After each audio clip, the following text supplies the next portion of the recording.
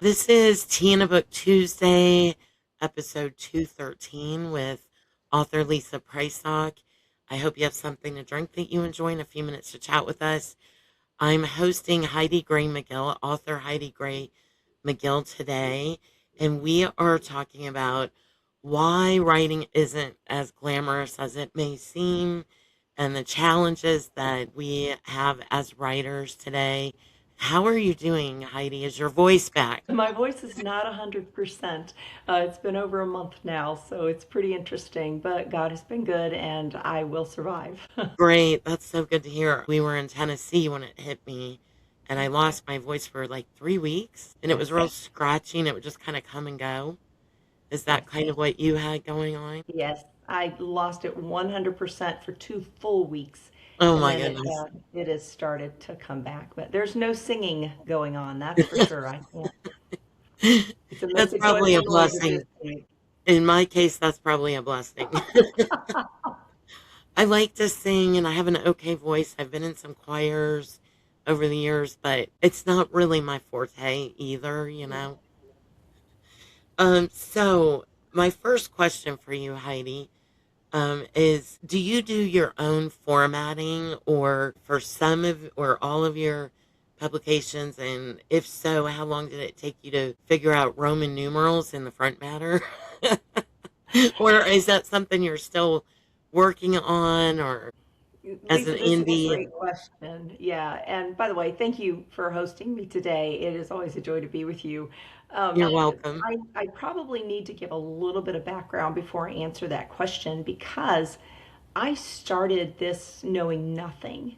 I also had zero budget. I had never been to a conference. I had read historical fiction voraciously, but I had not ever delved into the realm of the author's side, and I didn't understand what was involved in everything. A close friend of mine is an author. She goes by the pen name of Danny Roan, and she really walked beside me and helped me. I'm not real computer savvy, so helped me out. And she introduced me to Amazon's Kindle Create. And it is a free program that it is not easy to necessarily use, but it does all of the things for you and there is no cost. And because you are using their program, I've never had an issue with uploading to KDP. That has been Nice. very helpful to me. So, to answer your question of have I learned all those things? No, I have not. And if I had to do it all over again, and I had unlimited funds, I would probably have invested in Vellum. That seems to Yes. me like it might have been my best option. I was just like you when I started out. I knew absolutely nothing. I had just been a voracious reader, and there were these like learning curves and I'm Mhm. still going through them, where you'll find some new software and you have some time to play around with it and try different things out, or Like someone to walk. Riverside. Right. Like I'm still learning Riverside where we're recording this session, and it's so funny because we don't even know if we're live right now or if we're just actually recording. But We're having um fun either way. we're having fun, and if anybody's out there and can hear us, maybe they'll learn something today. But yeah, I did the same thing. I think it's kind of like an obedience thing when you feel called to it by the Lord. You go into it and you just do it with no fear or try Yes, not to have any fear. yes. And you just do what you can. Have you found that along the way the Lord begins to show you new things and you go through those learning curves? Well, absolutely. And one of those things was you.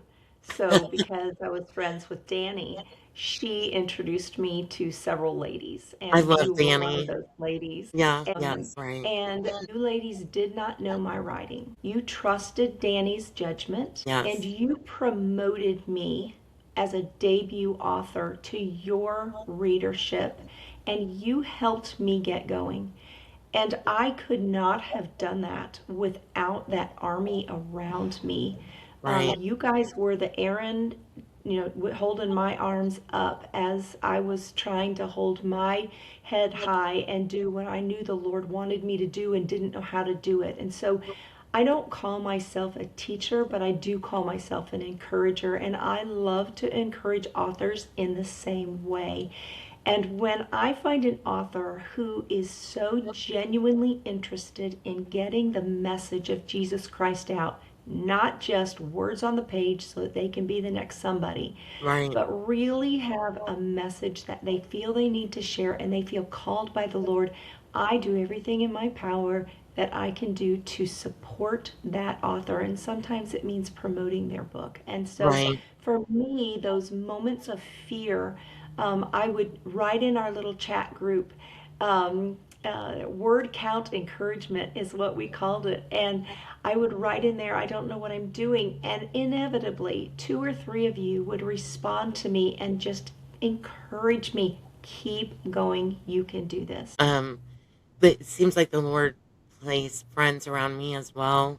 And that group in particular was so inspiring. I know my first series that really took off was with Danny, and because she Yes. invited me, and that came after my first writing conference. I went to that, and the keynote, encouraged us to get in our cars on the way home and speak over a blessing out of our own mouths over our writing.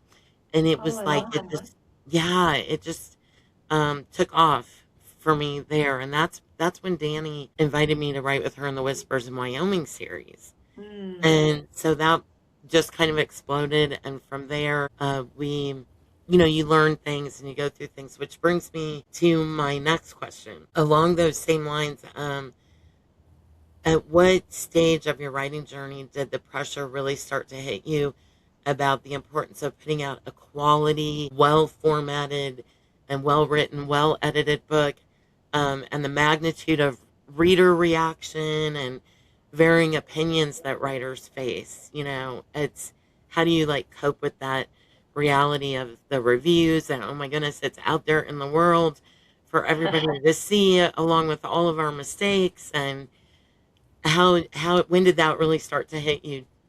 Because I These are think raw I questions. know when This you is go great. in at first, you're like, um, there's like an adrenaline and you're excited and your first couple of books are getting out there, but then that I don't know, at some point that reality really starts to head in that my goodness, everybody can see that mistake. I got to go in there and fix that real quick and things like that.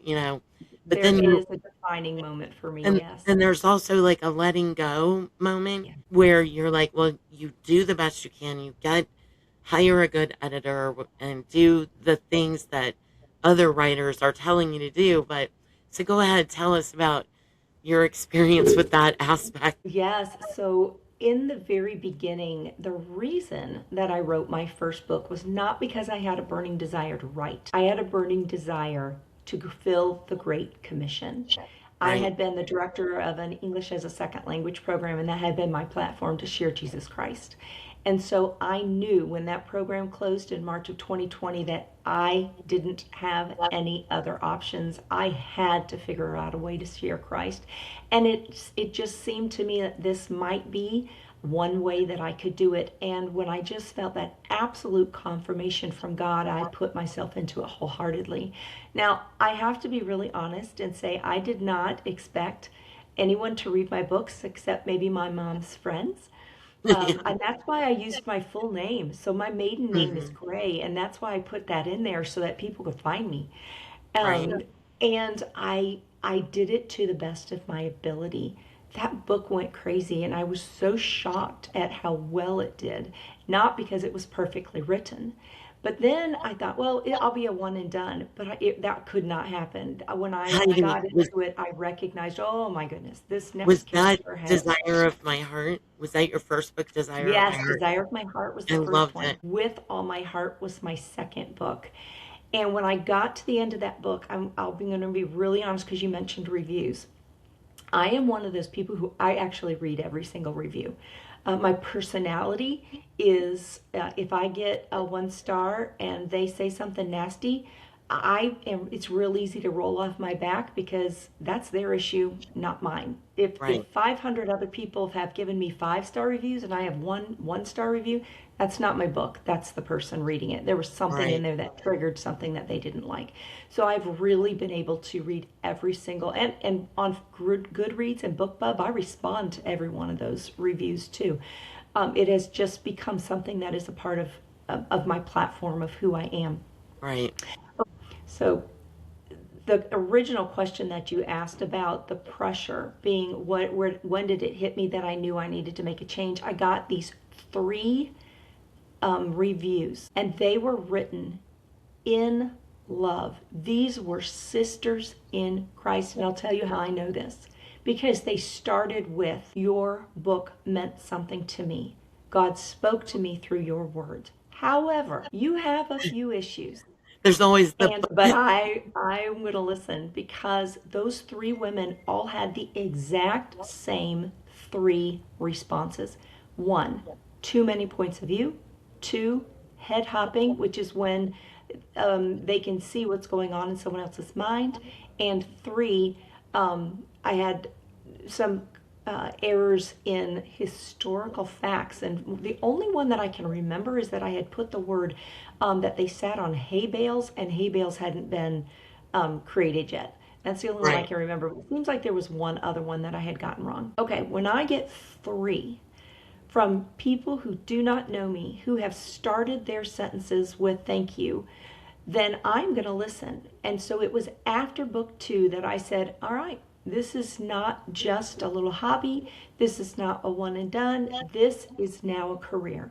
And I put more than 8 hours a day into learning my craft and going back and repairing those books. Now, you also said, when do you get to a point where you decide enough is enough? I left books one and two mostly as they were, correcting some head hopping. That was pretty important to get that out of there. But I corrected those, and then I said, you know what? That was my original attempt, and I think God is using this book, and it also allows me to see my growth as an author. So when Yeah. book three, Matters of the Heart, came around, I actually hired a coach to help me learn to write in just 2 points of view. That was something totally new to me.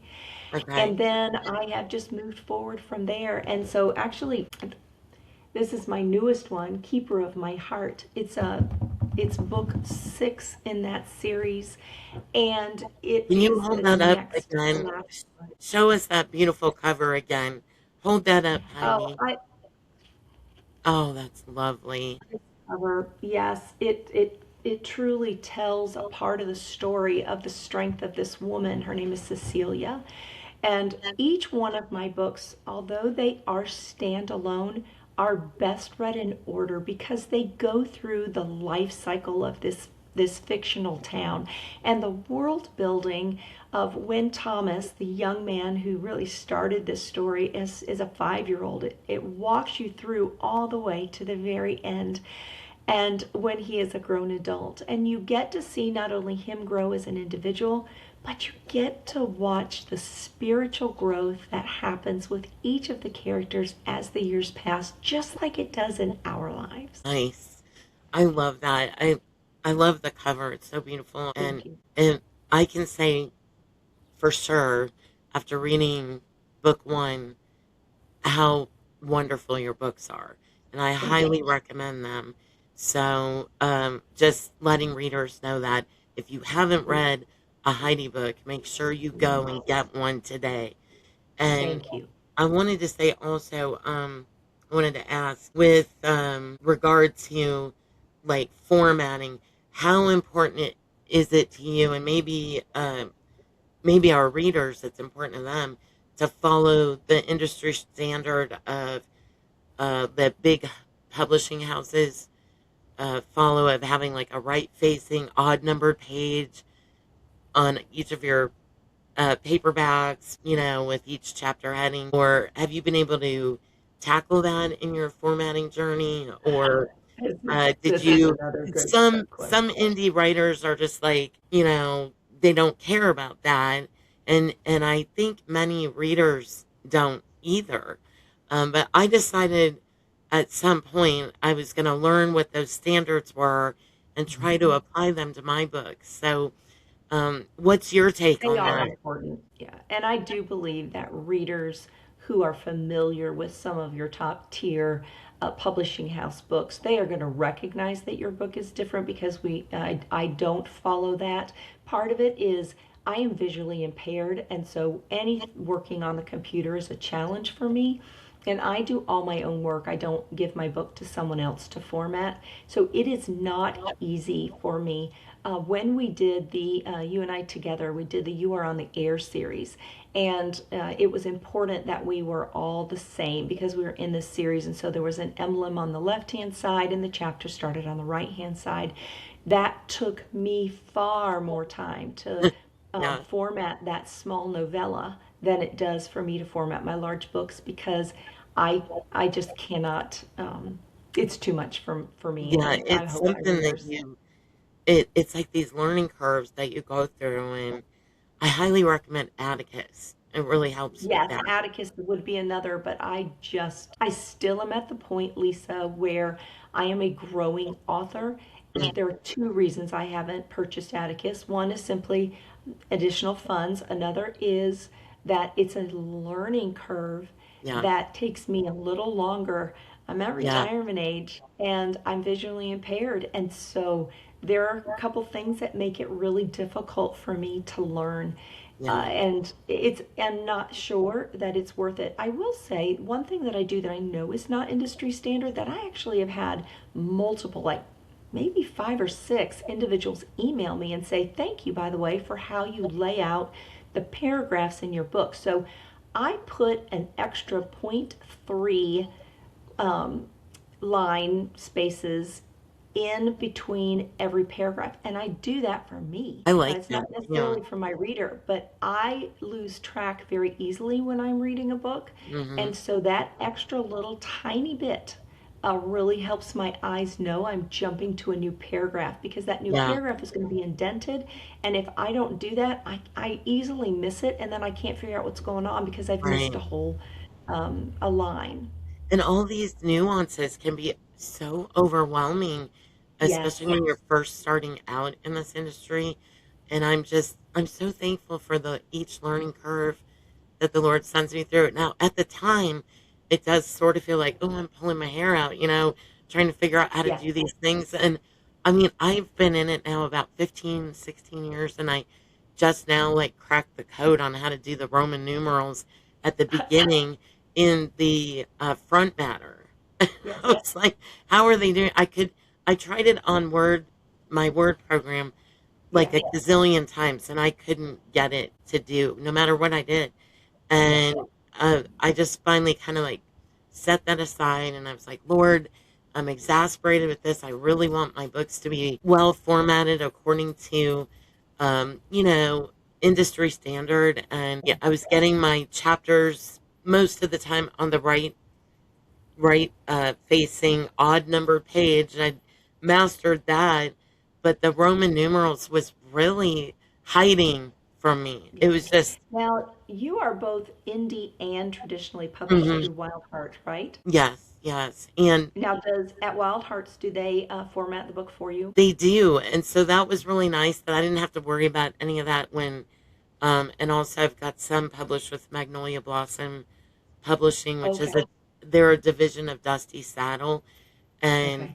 Wild Heart Books they're both awesome companies and they do all that for you. So I'm now like a hybrid where, some Indian, some tribe, but I was just wondering, am I alone in this? Like, is anybody else No, beating their head no. against the wall to try to get every little nuance, Right. the way that it Right. should be? And because we want our books to be beautiful and beautifully formatted and to honor Christ. We want Yes. everything to be the highest standard possible that we can do it. But at the same time, we have to give ourselves some grace while we're learning Yes. how to do it. And I'm so thankful for the readers that give us grace as well. When we're learning different things. So, have you found that to be um, n- a nice to get good reader reaction, no matter how you format your books and things like that? Right. In fact, I've never had a negative about my formatting, just those, five or six positives. So Yeah, I'm not that's great. sure that it ranks as high as some. I think readers would recognize that there's something different, but I don't know that it would throw them off unless Well, it's poorly there's formatted. there's so many indie authors out there nowadays that just do all kinds of things. So it's not that it's wrong, to do it Yeah. differently. It's your book, and that's one of the beautiful Mhm. things about being Yes. an indie is that Right. you can do things your own way. You can be creative. You can try different things and do whatever Mhm. you want, and it because it's your book. So I do like that aspect about the indie writing. Let's talk about editors and editing. I don't know about you, but it is one of my least favorite parts about writing.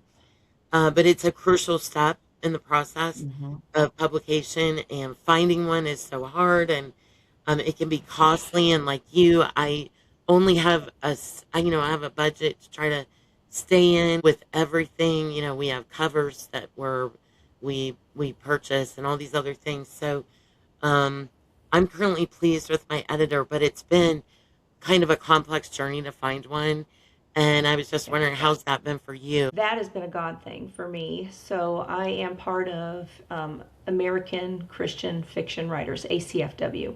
And when I started, I was in the upstate South Carolina group. We've now started a group in Charlotte. Fabulous. Both of them are fabulous groups. Some of, I think, the strongest groups that are out there.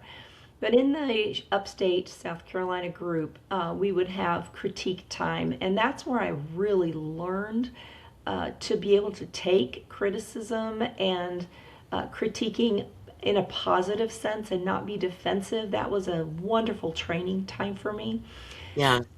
So when I started looking for an editor, that very first book, I used my sister, who is a huge reader. She reads almost 500 books every year.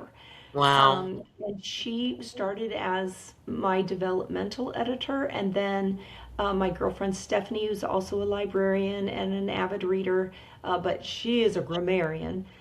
She would be my editor. That's where I started. But Nice. when I recognized that these ladies weren't catching some of the things that were important, such as the head hopping, the points of view, the filtering. Filtering is when you say, she walked rather than the floor creaked under her feet. They both Right. say the same thing. One is I walked, that's filtering, but the floor creaked under her feet.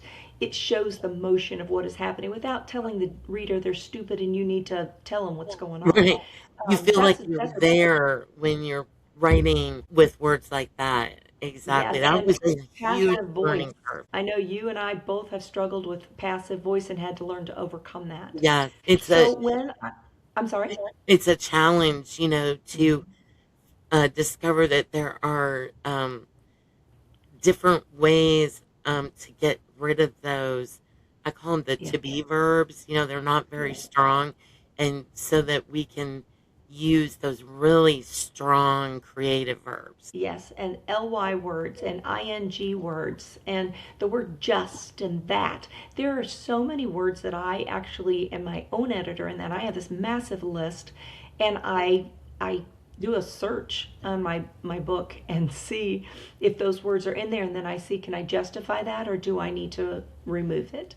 Right. I also use pro writing aid. Okay, so all of those things are helpful when you don't have a dime. But I knew now this was not a hobby and I needed some real help. So out of that ACFW upstate group, I found one person who consistently critiqued my writing in love. She would see the big picture and she would say, I love this, but I'm not smelling it. I love this, but I'm not seeing it. I love this, but I'm not hearing this. And she helped me learn to write in a deep point of view with a lot of the senses that help make my writing what it is. So I hired her as my developmental editor for every one of my books. and she has been a tremendous blessing. And Nice. then I have a friend, Kathy, who is blind. She's also an author. And after I go through my developmental edits, what inevitably happens is I make a new error because I've made some change in with her fixes. So I've now been I send it there. to it's so real. So then I sent it to Kathy, and because Kathy is blind, she listens to the book. Now I can listen to this book. There are programs that you can do that. You can even listen to your own book in Word. But honestly, I can't listen to my own book. I just, there's It's like something I you've cannot do with already it. read it and labored over it and done all the editing with it and gone back and forth with it so many times and then Yes, gone back in the yes, document to fix, then you try to do a final read through to make sure it's just the way you want it. And now if it comes out in audio, yes. But Kathy can do this, and she catches things like the misspelling of envelope and envelop. right, She catches that I've said one word too many times because she's hearing it. nice. She catches at least 40 to 60 small things in my book that no one else has caught. So after it goes to Kathy and I come back and I fix it again, I send it to an editor. Now, one more time, this ACFW Upstate group, a friend in that group said, I've got someone who is an exceptional editor. She's just trying to get started in her business. She writes fantasy, and it's not like you're writing, but I think she might be a good fit for your book. So I sent my book to her and said, what do you think? Is this something that you would be interested in? She said, absolutely. Well, what I learned was that she is autistic, and that is the best person you want to find those itty bitty proofreading details. Yeah, She catches every comma. She awesome. catches it all. And Yeah, so she catches my research. She will check. For example, I use hymns in my books, and I had a hymn in there, and I had done public domain and double checked to make sure that this book was available during the time of the story and that it was public domain. But she checked it as well and also checked my citation to make sure it was written correctly in the correct format. And she came back to me and she said, you are correct. This book was written, but only the words, not the music. And so you can't use this. You got to or change it. So put an I go author back note. nearly the end of this story. I'm ready to send this to my ARC readers, and I have to go back and adjust this. And it was pretty significant. Yeah, So now I know to check things a little better. So after that editor, one more time, it comes back to me and I make changes, and inevitably I make errors again when I am making those changes. And so then I send it to a beta reader, and that beta reader now is my friend Stephanie, who was originally my editor. And she reads that book for me and she finds a bunch of details. Then I send it to my ARC team. And would you know, my ARC team still hmm finds errors. So, hmm readers, when you find an error, please do not blast the author. We right, have made lots of effort to right, ensure that there are no issues. They still show up. right. But it's challenging to find them. It's Yes. challenging to be able to afford them and Mhm. to be able to find one that you get along well with. And, sometimes that is a process to Yes. find what When you works. mentioned about how hard it is to find, one of those things that's hard to find is that advanced reader team. So your Yeah, ARC copies that go to readers who are agreeing to read this book in exchange for an honest review. They don't get anything, and I cannot afford to send them a paperback, so they yes. are getting a raw ebook copy. And And thank these you women, for precious. I'm sorry? thank you for explaining that for our listeners that may not know what an Yes. ARC reader is. And let me tell you how you can get to become an ARC reader. So, Lisa, years ago, you did a Christmas Facebook party. I don't remember what it was called. It was a Probably live. the Wyoming Christmas extravaganza. Yes. Yes. Oh my goodness. I my I probably only had 100 newsletter followers when I did that hmm Facebook event, and there were some women in that group who I engaged with who have now become super fans. They buy when they learn that I have a new book out. They've already put their pre-order in. They are ready to Oh, go. that is When awesome. and so they are the ones that joined my newsletter team. They reply to my newsletters. They reply and comment on my Facebook posts. They signed up for my blog. These ladies are interested in what I have to say and what Yeah. God is saying through me. And And there's so such a they God, aren't Yes, and they? so they are the ones that I reach out to when Yes. it's time to have my book read. And I can count on these ladies. They are women of their Yeah. word. And when I say to them, I need a Goodreads, a BookBub, a Facebook post, I need these reviews up before this book launches. And then after the book launches, I need you to put it up on Amazon. I can trust these ladies. Yeah. And it is a joy. We Yeah. have never met on this side of glory. I doubt we ever will. But Right. these women care so much about sharing the message of Jesus Christ, and they may not be able to do it themselves, but they can do it by being a crusader, and championing those authors and getting Yeah. that information out. And they are doing ministry by doing it. Being an ARC reader is truly a ministry and a Yeah. gift to authors, to be willing to write reviews on what they've read and just, give an honest review that is not swayed by us, but Yes. they're giving honest feedback about whether or not they like the book or the characters or, reader groups and online and on many of my platforms and different things like that. And my editor, going back to that, she's just been so wonderful about like looking up even my Bible verses Yes. that I sometimes share at the beginning of a chapter, Yes. and that she'll make sure that I'm crediting the right, whether it was the King James version or Right. that I Right. didn't miss a word or something like that in it. And The so, commas, because we put it through this pro writing aid or Grammarly to double check, and sometimes we accidentally fix what's not supposed to be fixed. so we really appreciate our readers so much. And Heidi, just in closing, why don't you mention the title of the book that is coming? Your this one is just coming out, or Um, Keeper of My Heart is book 7. It's about Cecilia. She is a very independent woman, and she meets Jimmy Reeves, who is a pharmacist who is a challenge. He is on the spectrum, even though that was not something that we knew back then. This book truly shows a friendship to love story.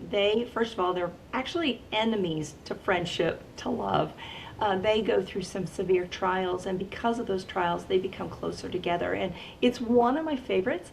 It has been fun to write, and I'm in the process of writing that last book. But you can find all of my books at HeidiGrayMcGill.com. If you will Google author Heidi Gray McGill, you will find me on Google and internet. And I would love for you to be a part of my newsletter. That is where you are going to see the fun side of me. You'll see my grandkids, and we just are able to chat. I really enjoy my newsletter. And then I have a blog post that I do about once a week on Saturdays that is more focused on my devotional side of where I am spiritually and where I am growing and what I am learning. And so if the devotional style is for you, that blog post, it's on my website, HeidiGrayMcGill.com. Then other ways that you can follow me are Instagram and Facebook. But one of the best ways that you can learn a little bit more, and it doesn't cost you anything but your time, is on YouTube. So I have put my books up for free on YouTube, those audiobooks, and they are narrated by the fabulous Amy Lilly. You are just going to love her, and you will find that she has truly figured out these characters and brought them to life. And I actually enjoy listening to my own stories because of how she puts life into these characters. I wow, hope you will join me. that is so nice. Free books on YouTube, everybody, on Heidi Gray McGill's channel, and Tell us the title of your most recent or upcoming book again one more time. The most upcoming book is Vision of My Heart, and it is up for pre-order on Amazon in ebook format. Vision And of it's My Heart. So, Vision, and it's all of these books are in the Discerning God's Best series. and when does Vision of My Heart come out? It will come out in September the 15th, and that will be the last book in that series. And so I'll have some Oh, exciting things to share about what's coming next. oh, that's exciting. And so readers go and pre-order Vision Mhm. of My Heart. Heidi, can readers jump into the series and read that one easily if they haven't read the others? They absolutely can, but I will tell you, it really is. If you read reviews, you will see the words, this is a standalone but best read in order. That is repeated over and over in reviews because you do get to see the character development, and it just really will help you.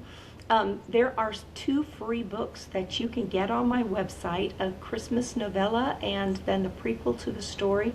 When you sign up for my newsletter, you get both of those. And again, you'll find those at HeidiGrayMcGill.com, and that'll get you started in the story. Every one of my books is in Kindle Unlimited. And if you are a Kindle Unlimited reader, there is a bundle, and it's the collection of the first three books. And then there is a bonus book that you can get nowhere else in ebook format. And so that's kind of fun for those Kindle Unlimited readers. Nice, nice. I have just enjoyed having you on my podcast. And as a returning guest, this is our second podcast together. I always enjoy talking with you, Heidi, and thank you for sharing all that about tackling this very difficult topic about trying to kind of share with our readers what makes writing challenging and hard. And Yeah. it may look glamorous, but there is a lot that goes on behind the scenes. I've been doing a kind of a little series about it in on my Tina Book Tuesday podcast. Yeah. So I hope readers are kind of enjoying this little behind the scenes talk, and that they've enjoyed this podcast today. And so that's HeidiGrayMcGill.com, y'all. Just Mhm. go and start enjoying her Discerning God's Best series. And I loved the first one, so I highly recommend diving into that one while you're waiting on the Vision of September my release. heart, yes. Yeah, and go pre-order Vision of My Heart. So hopefully we've answered some questions and you can get some free books or check out the bundle she was mentioning and just go to her website. And thank you everyone for joining us today. Thank you, yes. And I'm just waving at you from Kentucky. From South Carolina. Bye everybody.